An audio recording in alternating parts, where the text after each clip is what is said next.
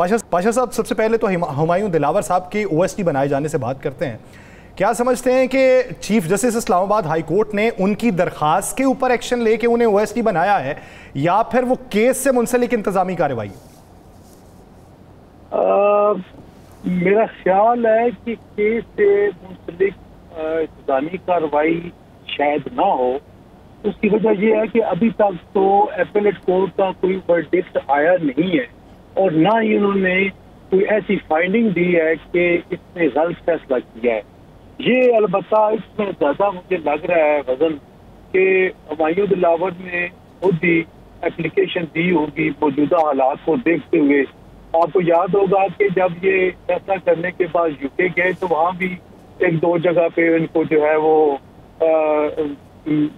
شرمندگی کا وہ سامنا کرنا پڑا. کچھ ایسے نعرے بازی بھی ہوئی اور گالی گلوچ بھی ہوئی جو کہ آپ نے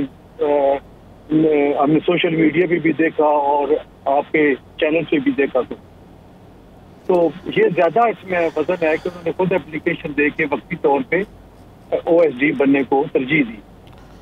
اسد رضا باشر صاحب، میں چونکہ ہم سیکھنا چاہتے ہیں، آپ سے جاننا چاہتے ہیں، بڑے سینئر ترین آپ وکیل بھی ہیں اور بڑے اہم عہدے پر بھی ہیں، چیف سیکرٹری کمیٹی کے ہیں، چیئرمین ہیں.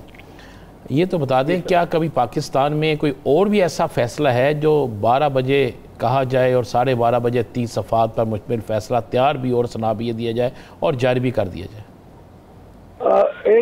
اگر ایک سٹیپ میں آگے جاؤں رانا صاحب، جی تو پاکستان میں کوئی اور ایسا بھی فیصلہ نہیں ہے کہ کسی نے ملزم کو پوچھا گیا ہو کہ آپ شہادت صفائی دینا چاہتے ہو اور ملزم کہے کہ جی میں دینا چاہتا ہوں اور آپ اس کو کہیں کہ اپنی لسٹ دے دیں وٹنسز کی، اور وہ جب لسٹ دے تو آپ کہیں جی کہ یہ تو ریلیونٹ ہے اور اس کا آپ کی صفائی جو ہے وہ آپ ختم کر کے آپ فیصلہ سنا دیں. یہ بھی نہیں دیکھا ہم نے. بالکل ایسے. تو پھر ہم اسے کیا کہیں؟ دباؤ، پریشر، حکم یا انصاف کا قتل؟ اس کو دباؤ یا حکم چھوڑ فی الحال انصاف کا قتل کہیں، کیونکہ ایک اور بات بھی چل رہی ہے. ایک حلقہ 2 دنوں سے ایک اور بات کر رہا ہے، شاید آپ تک نہ پہنچی ہو. وہ یہ ہے کہ توشہ خانہ والا کیس تو اپنی شہادتوں کی وجہ سے مضبوط کیس تھا، لیکن ہمایوں دلاور صاحب نے پی ٹی آئی کے چیئرمین کو فائدہ پہنچانے کے لیے یہ ایسے لوپ ہولز رکھے، ایسے پروسیجر جو ہے وہ ٹیکس میں لے کر آئے تاکہ ان کو ایپلیٹ اسٹیج پہ بینیفٹ ملے. کیونکہ یہ یعنی آپ یہ چاہ رہے ہیں کہ وہ جو کمپین دشمن پی ٹی آئی کے طور پہ چل رہی ہے وہ محسن پی ٹی آئی کے طور پہ چلنی چاہیے؟ سر آپ دیکھیں ایک بات، میں نے جو اس سے پہلے آپ کے سوال کا جواب دیا کہ ہم نے ایسا کوئی کیس نہیں دیکھا کہ شہادت صفائی کا موقع دیے بغیر آپ اس کو فارغ کر دیں اور ارریلیونٹ ڈکلیئر کر دیں جبکہ شہادت ان کی آئی نہیں ہے. تو یہ چیز ایسی ہے جو کیوریبل نہیں ہے، جو کم از کم ان کی سائڈ سے جج صاحب کے حوالے سے کوئی مجھے نہیں نظر آ رہا کہ کوئی ڈیفرنس. یعنی پھر آپ یہ سمجھ رہے، ہم یہ سمجھ لیں کہ پیر والے دن یہ جو مجرم والا سٹیٹس ہے وہ ملزم میں تبدیل ہو جائے گا؟ اب مجھے یہ لگتا ہے کہ اسلام آباد ہائی کورٹ جو ہے ان کے پاس پورا اختیار ہے ایپلیٹ فورم کے طور پہ کہ وہ اس کو ریمانڈ کر سکتے ہیں، اس کو بری کر سکتے ہیں. لیکن ایک چیز ذرا ذہن میں رہے کہ جو پیر والے دن ہے وہ صرف پٹیشن لگی ہے سسپینشن آف سینٹینس کی، مین اپیل نہیں لگی ہوئی.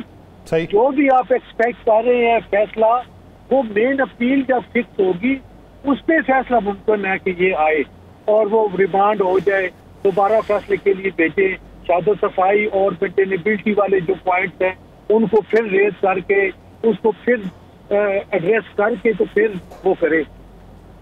اچھا جی، یہ تو بتا دیں یہ لفٹ والا جو معاملہ ہوا ہے، آپ کے ساتھی تھے لفٹ میں پھنس کے، لفٹ خراب ہوئی، خراب کی گئی، کیا آپ کے پاس انفارمیشن ہے؟ دیکھیں اس وقت کوئی ایسی ایویڈنس نہیں ہے جس پہ یہ کہا جائے کہ لفٹ جو ہے وہ خراب کی گئی ہے. البتہ بڑا افسوسناک واقعہ ہے، اور جو اس کی کیپیسٹی ہے اس سے زائد افراد اس میں سوار تھے.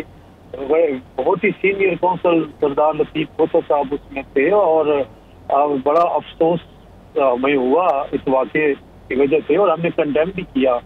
لیکن اس میں سمجھتا ہوں کہ جو انتظامیہ کی نااہلی ہے وہ اپنی جگہ پہ موجود ہے. کہ سوال تو بنتا ہے کہ سر وہ کسی پرائیویٹ پلازے کی لفٹ تو ہے نہیں، اسلام آباد ہائی کورٹ کی ہے، ایس او پیز ہونے چاہیے کہ کتنے افراد سوار ہو سکتے ہیں، کتنے نہیں ہو سکتے. جی اصل میں آپ شاید وہاں گئے نہیں، ہم جاتے رہتے ہیں. دیکھا ہے کہ وہاں پہ کوئی لفٹ آپریٹر کوئی نہیں ہے، اور لفٹ آپریٹر نہ ہونے کی وجہ سے کیپیسٹی سے زائد لوگ بیٹھ گئے، اور یہ اس طرح کا وقوع ہوا.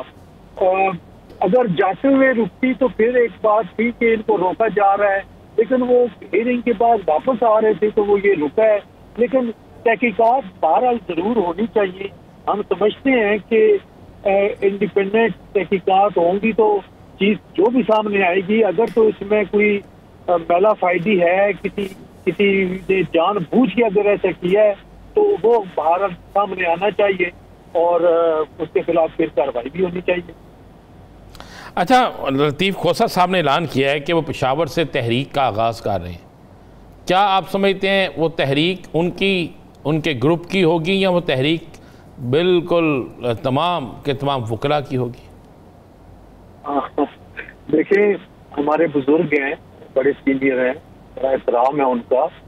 آپ کو یاد ہوگا کہ کوئی 3 مہینے پہلے انہوں نے لاہور میں ایک راؤنڈ ٹیبل کانفرنس کی تھی، جس میں اور ان کے بطور تمام جو لائرز ہیں ان کو بلایا گیا، سینئر لائرز کو، اور وہاں پہ باقاعدہ اعلان کیا گیا کہ ہم تحریک چلائیں گے. اور اس میں ایک مخصوص پارٹی کے آلموسٹ تمام وکلاء شامل تھے، اور ایک ان کے سینیٹر جو شاید ان کے پاس وکالت کی ڈگری تھی یا نہیں، ان کو زندگی میں پہلی دفعہ میں نے کالا سوٹ پہنے دیکھا، وہ موجود تھے. تو وہ ایک موٹیویٹڈ کی موومنٹ تھی، لیکن اس کے بعد پھر کوئی تحرک نہیں ہوا تحریک کا.